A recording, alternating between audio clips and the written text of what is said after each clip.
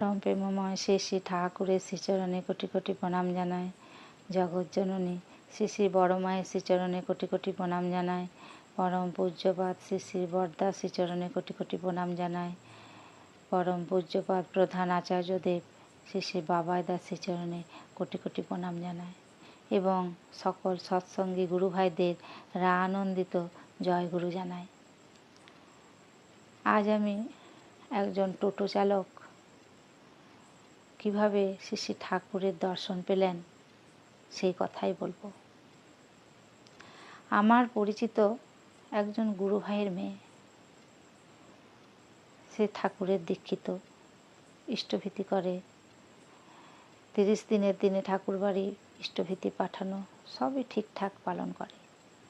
মেয়েটি কলেজে পড়াশোনা করে। কলেজটি তার বাড়ি থেকে অনেকটা দূরত্ব, প্রতিদিন কলেজ আসা যাওয়া করে। তো একদিন কলেজ থেকে বাড়ি ফিরতে তার রাত হয়ে যায় ঝড় বৃষ্টি হওয়ার জন্য। তো সে ঠিক মতো টোটো পাচ্ছিল না, বাড়ি ফিরতে পারছিল না ঝড় বৃষ্টির জন্য। তখন সে মনে মনে খুব ঠাকুরের নাম করতে থাকে যে কী করে বাড়ি ফিরবো, আমি এত রাত হয়ে গেল, কী করে বাড়ি পৌঁছাবো, এই সব চিন্তা করতে থাকে। তারপর হঠাৎ একটি টোটো আসে, কিন্তু টোটোতে কোনো প্যাসেঞ্জার ছিল না, টোটোওয়ালা একা। তো তখন কী করবে, এবারে না চাপলেও সে বাড়ি ফিরতে পারবে না, আরও রাত হবে। সেই জন্য সে যাই হোক করে সে টোটোটি চেপে বসলো। তারপর টোটোয় আসতে লাগলো। এবারে বাড়ির কাছাকাছি এসে সে তাড়াতাড়ি টোটো থেকে নেমে তাকে টোটোর ভাড়া 10 টাকা দিয়ে বাড়ির দিকে রওনা দিচ্ছে। আর টোটোওয়ালা তাড়াতাড়ি নেমে ওই মেয়েটির পিছন পিছন যাচ্ছে, বলছে আমাকে আরও 10 টাকা দিতে হবে। তখন মেয়েটি ওই বলতে বলতে মেয়ের বাড়ির ভিতর ঢুকে গেছে, টোটোওয়ালাও চলে গেছে সঙ্গে সঙ্গে।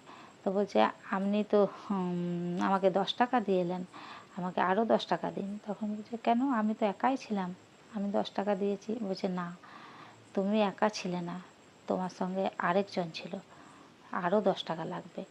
তখন সে বলছে না, আমি তো একাই ছিলাম। তো টোটোওয়ালা সে শুনছে না, বলছে না তোমরা দুজন ছিলে, না আমাকে আরও 10 টাকা দিতে হবে। এই বলে তো বাড়ির মধ্যে ঢুকে পড়েছে। তারপরে বাড়ির ভিতরে ঢুকে গিয়ে দেখছে যে আমাদের শ্রী শ্রী ঠাকুর অনুকূলচন্দ্রের ফটো। তো সেই ফটোটি টোটোওয়ালার নজর হয়েছে। তারপরে নজরে পড়ে গেছে। দিয়ে তখন সেই ফটোটির দিকে তাকে বলছে এই তো, এই ভদ্রলোকতে আপনার সঙ্গে ছিলেন। তো তখন ওই মেয়েটি বুঝতে বাকি রইল না যে শ্রী শ্রী ঠাকুর তাকে আগলে নিয়ে এসেছে। আর টোটোওয়ালা এইভাবে ঠাকুরকে দর্শন করলেন। তাই এ থেকে বোঝা গেল যে আমরা যদি ঠিক করে ঠাকুরকে ঠিক মতন ডাকি, ভালোবাসি, ঠাকুরের প্রতি ভক্তি শ্রদ্ধা আমাদের থাকে, ঠাকুর আমাদেরকে আগলে থাকেন সব সময় আগলে থাকেন। যেভাবে মেয়েটিকে আগলে বাড়ি নিয়ে এলেন, মেয়েটি কত ভয় পাচ্ছিল একা আসতে, তো ঠাকুর সে তার কথা শুনে তাকে কিন্তু আগলে নিয়ে এসেছে। মেয়েটি দেখতে পায় না যে ঠাকুর তাকে আগলে নিয়ে এসেছে, কিন্তু সেই টোটোওয়ালা ঠাকুরকে দর্শন করেছেন। জয় গুরু।